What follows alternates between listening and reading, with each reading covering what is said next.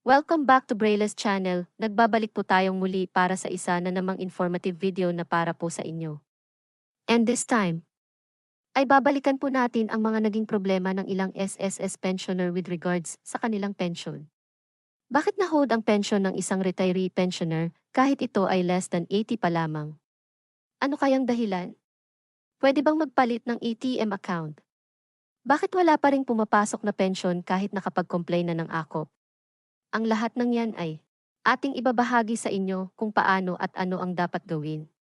But before po tayo mag-start sa ating topic, kung bago ka pa lang sa aking channel, please do kindly subscribe, like, and share na din sa ating mga Brilla's kaibigan, channel. kaanak o kapwa po nating Subscribe, pensioner Brilla's at channel. please do share na din sa ating mga social Subscribe, media accounts Brilla's channel. para mas marami pa ang makaalam nito. Subscribe, With no Brilla's further channel. ado, let's begin na po sa ating topic. Subscribe, Brilla's channel. Attention to all SSS pensioner. Dapat alam mo to. Retired pensioner na less than 80 years old na hold ang pension. Bakit kaya? Pwede bang magpalit ng ATM account ang isang pensioner? Paano? Nag-complain ng AKOP subalit wala pa ring natatanggap na pension. Mga dahilan at dapat gawin alam niyo po ba na marami sa ating mga SSS pensioner ang nagtanong po sa atin with regards sa nangyari sa kanilang pension. Marami dito ay na-hold ang kanilang pension kahit sila pa ay isang retiree pensioner na wala pang 80 years old. May iba naman na nagpalit daw ng ATM account subalit sa dating account pa rin na ipasok ang kanilang pension.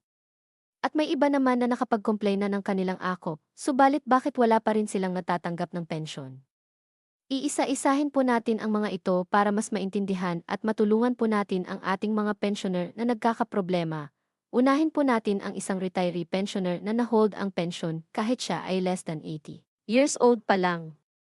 Kung isa po kayo sa nakaranas nito, ano kayang dahilan kung bakit na-hold ang pension kahit isang retiree pensioner o wala pang 80 years old? Paano ba ang dapat gawin? Mga posibleng dahilan bakit na-hold ang isang retiree pensioner. Una, maaaring may kulang na dokumento o impormasyon na dapat nating i-update sa any SSS branch. Pangalawa, maaaring nag-expire na ang inyong ATM card.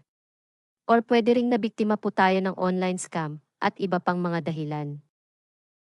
Kapag nakaranas ka ng mga ganitong problema, ganito lamang po ang dapat nating gawin. Una, magpunta o tumawag sa any SSS branch para ma-verify kung ano talaga ang dahilan ng pagka-hold para alam po natin ang dapat unahin.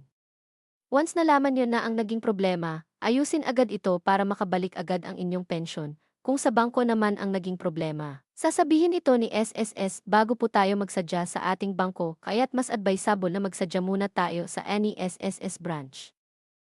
Kung isa po tayo sa nabiktima ng online scam, tumawag agad sa inyong bangko para ma-hold ang inyong account at para hindi ito makuha ng scammer if possible, at i-report po natin ito sa SSS at sa inyong barangay o police station sa Anti-Cybercrime Group para sa agarang action. Paalaala lamang po sa lahat, make sure na magbigay po tayo ng ating active email address at contact number para dito magno-notify si SSS kung sakaling magkaproblema ang inyong pension.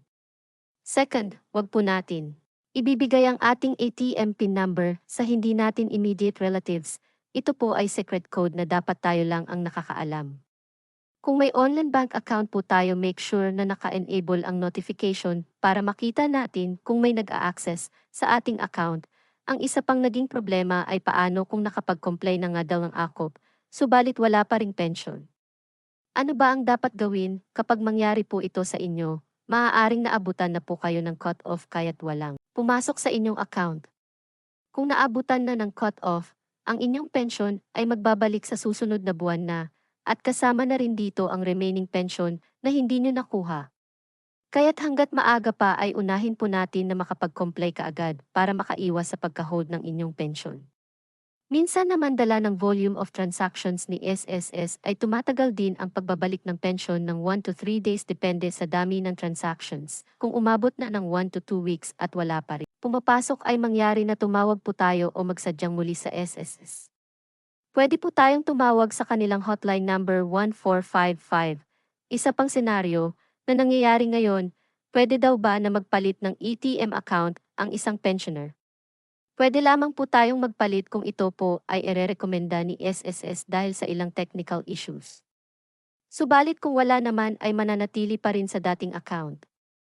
Pero kung nais po natin na magpalit talaga, dapat ay magsadya po muna tayo sa NESSS branch para ma-inform po sila na nais niyong magpalit at bibigyan po kayo ng referral sa bangko na nais niyo po at mapalitan ang records din nila para once na magpasok na sila ng ating pension ay sa bagong account na ito maipapasok. Dahil once nagpalit po kayo ng ATM account nang hindi alam ni SSS, ang inyong pension ay papasok pa rin po sa dati niyong account dahil ito ang nakarehistro sa account ni SSS. Sa mga may katanungan at nagkakaproblema sa kanilang mga pension, ay pwede po kayong mag-send through our comment section para matulungan ko po kayo sa paraan na mapapadali po sa inyo. Ang lahat po ng ating serbisyo ay kusang loob po na pagtulong at walang hinihintay na anumang kapalit bilang pagmamahal ko po sa lahat ng ating mga pensioner. That's it.